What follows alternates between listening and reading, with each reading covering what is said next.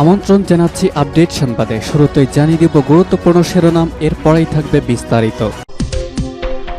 Israel ফিলিস্তিন যুদ্ধের সর্বশেষ আপডেট। রাফা অভিযানে রক্তগঙ্গা বইতে পারে, সতর্ক করল জাতিসংঘ।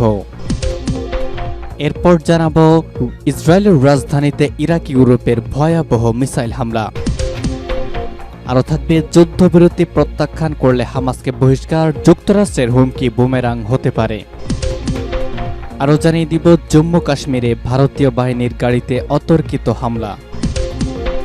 এবং সর্বশেষ থাকবে মালদ্বীপ ও বাংলাদেশের পর এবার শ্রীলঙ্কায় ভারত বয়কটের ডাক। এতক্ষণ শুনছিলেন গুরুত্বপূর্ণ সংবাদ শিরোনাম, এখন জানিয়ে দিব বিস্তারিত। রাফা অভিযানে রক্তগঙ্গা বইতে পারে, সতর্ক করল ডব্লিউএইচও। ফিলিস্তিনের গাজার দক্ষিণাঞ্চলে রাফা শহরে ইসরায়েলি বাহিনী অনুপ্রবেশ করে আক্রমণ চালালে সেখানে রক্তগঙ্গা বয়ে যাবে বলে সতর্ক করে দিয়েছে বিশ্ব স্বাস্থ্য সংস্থা ডব্লিউএইচও। রাফা শহরে রয়ে যাওয়া হামাস সদস্যদের নিশ্চিহ্ন করতে সেখানে বড় পরিসরে স্থল অভিযানের কথা পুনর্ব্যক্ত করেছেন ইসরায়েলি প্রধানমন্ত্রী বেনিয়ামিন নেতানিয়াহু। প্রায় 7 মাস ধরে চলা যুদ্ধে গাজার বেশিরভাগ মানুষ এখন রাফায় আশ্রয় নিয়েছে। এই পরিস্থিতিতে রাফায় আশ্রয় নেওয়া প্রায় 12 লাখের মানুষের ওপর ইসরায়েলি সামরিক অভিযানের সম্ভাব্য প্রভাব নিয়ে ডব্লিউএইচওর মহাপরিচালক তেদ্রোস আধানম গেব্রেয়েসুস সতর্ক করে দিয়েছেন। এক এক্স টুইট বার্তায় তেদ্রোস আধানম গেব্রেয়েসুস বলেন, গাজায় রাফায় সম্ভাব্য পূর্ণমাত্রার সামরিক অভিযান নিয়ে ডব্লিউএইচও উদ্বিগ্ন। এর ফলে সেখানে রক্তগঙ্গা দেখা যেতে পারে, সেখানকার ভঙ্গুর স্বাস্থ্য ব্যবস্থা আরও দুর্বল হতে পারে। এক বিবৃতিতে ডব্লিউএইচও সতর্ক করে বলেছে, রাফা অভিযানের ফলে হতাহতের সংখ্যা এতটাই বেশি হতে পারে, সেখানে ভঙ্গুর স্বাস্থ্য ব্যবস্থা তা সামাল দিতে পারবে না। এ বিষয়ে ফিলিস্তিনি ভূখণ্ডে নিযুক্ত বিশ্ব স্বাস্থ্য সংস্থার প্রতিনিধি রিক পিকারকর্ন জেনেভায় সাংবাদিকদের বলেন, রাফা অভিযান ঘিরে সম্ভাব্য পরিস্থিতি নিয়ে তাদের সংস্থার পরিকল্পনা রয়েছে, তবে তা সামরিক অভিযানের ফলে হতাহতের সংখ্যা কমাতে পারবে না।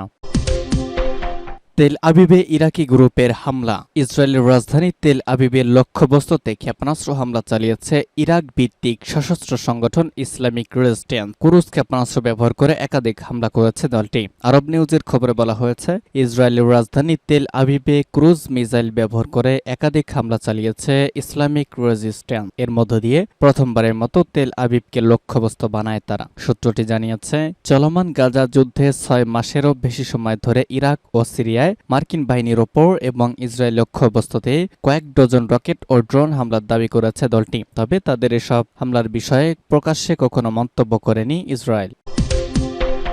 যুদ্ধবিরতি প্রত্যাখ্যান করলে হামাসকে বহিষ্কার, যুক্তরাষ্ট্রের হুমকি বুমেরাং হতে পারে। ইসরায়েলের প্রস্তাবিত যুদ্ধবিরতি চুক্তি গ্রহণ করতে গাজা ভিত্তিক ফিলিস্তিনি প্রতিরোধ আন্দোলন হামাসের অনীহার প্রেক্ষাপটে হতাশা বাড়তে থাকায় কাতার থেকে হামাস নেতাদের বহিষ্কার করার দাবি জানাচ্ছে যুক্তরাষ্ট্র। মার্কিন পররাষ্ট্রমন্ত্রী অ্যান্টনি ব্লিংকেন গত মাসে কাতারকে হুঁশিয়ার করে দিয়ে বলেছে যে, হামাস যদি আরেকটি যুদ্ধবিরতি প্রস্তাব প্রত্যাখ্যান করে তবে কাতারের উচিত হবে হামাসের সিনিয়র কর্মকর্তাদের বহিষ্কার করা। ওয়াশিংটন পোস্ট আজ এই খবর প্রকাশ করেছে। ওয়াশিংটন পোস্টের প্রতিবেদনে 3 সিনিয়র নেতার উদ্ধৃতি দিয়ে দাবি করা হয়েছে যে, কয়েক মাস ধরেই কাতার হামাস নেতাদের বহিষ্কারের প্রস্তুতি নিচ্ছে। এর কারণ হলো যুদ্ধবিরতি প্রস্তাবগুলো গ্রহণ করার ব্যাপারে হামাসের অনীহা, আর বর্তমান প্রস্তাবের প্রতি হামাস সাড়া না দেওয়ায় ওই হতাশা আরও বেড়ে গেছে। বাইডেন প্রশাসন আশা করছে যে, কাতার থেকে হামাস নেতৃত্বকে বহিষ্কারের হুমকিতে রাজনৈতিক ফায়দা পাওয়া যাবে। তবে বিশ্লেষকরা দাবি করছেন, এতে আলোচনারই কেবল জটিল হবে।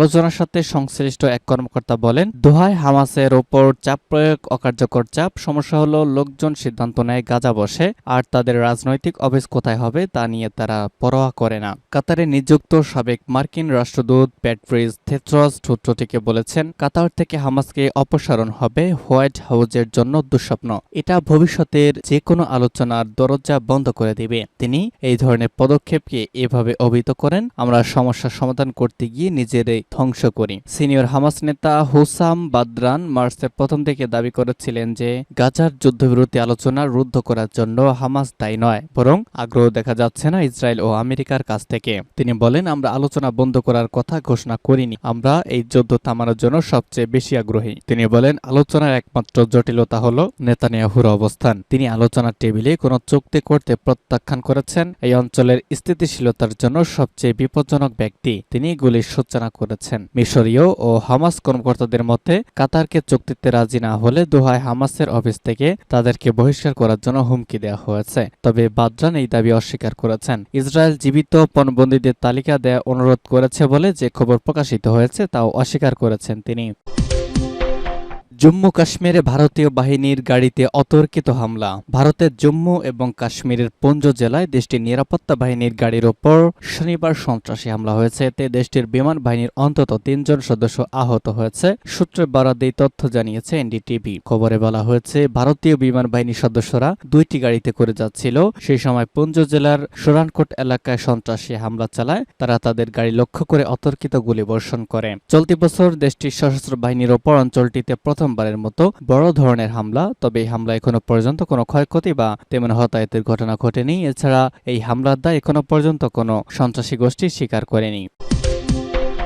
সর্বশেষ জানাবো মালদ্বীপ ও বাংলাদেশের পর এবার শ্রীলঙ্কায় ভারত বয়কটের ডাক। মালদ্বীপ ও বাংলাদেশের পর এবার শ্রীলঙ্কায় শুরু হয়েছে ইন্ডিয়া আউট আন্দোলন। সম্প্রতি দেশটির কর্তৃপক্ষ ভারতের সাথে সম্পৃক্ত একটি কোম্পানিকে বিমানবন্দরে ভিসা প্রসেসিং এর দায়িত্ব হস্তান্তর করলে এই আন্দোলন গতি পায়। শ্রীলঙ্কা গার্ডিয়ানের এক প্রতিবেদনে গতকাল এই তথ্য জানানো হয়। প্রতিবেদনে বলা হয় শ্রীলঙ্কায় ভারতীয় আধিপত্য রুখে দিতে শুরু হয়েছে ইন্ডিয়া আউট আন্দোলন। সম্প্রতি দেশটির বিমানবন্দরে ভিসা প্রসেসিং এ ভারতীয় কোম্পানিকে সম্পৃক্ত করা হলে এই আন্দোলন গতি লাভ করে। সেখানে দেশটিতে ভারতের অর্থনৈতিক নিয়ন্ত্রণ এবং দেশের সার্বভৌমত্ব সম্পর্কে গভীর উদ্বেগ প্রকাশ করা হয়। তারা দাবি করে শ্রীলঙ্কার অর্থনীতি ও কৌশলগত খাতগুলো এখন ভারতীয় আধিপত্যবাদের দখলে। এর একটি নমুনা দৃষ্টিগোচর হয়েছে বিমানবন্দরের এই ঘটনার মধ্য দিয়ে। এক আন্দোলন কর্মী গণমাধ্যমকে জানান, আমরা ভারতীয় আধিপত্যবাদের দাস নই, সেজন্য সরকার যথাযথ ব্যবস্থা না নিলে আমরা আরো কঠোরভাবে প্রতিবাদ চালিয়ে যাব।